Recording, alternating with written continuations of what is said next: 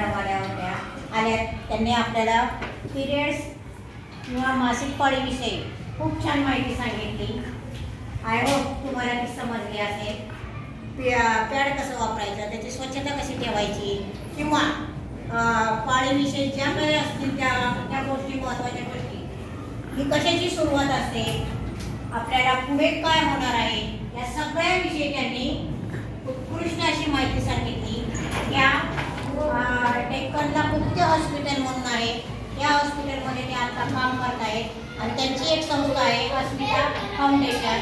ही संस्था या मुलींच्या या सगळ्या आरोग्याविषयी काम करते।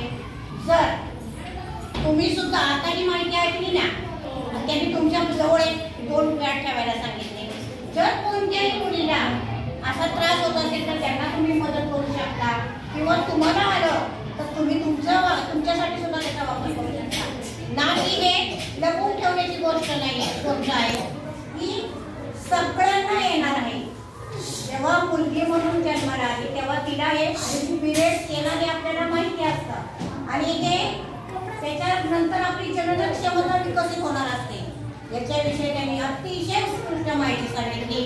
त्याबद्दल मी नंदा भाऊसा मॅडमचे मनापासून आभार मानते आणि आमच्या मुली यापुढे इतर मुलींना अशाच माहिती सांगत राहतील याची ग्वाही मी देते। तुमचे मनापासून आभार।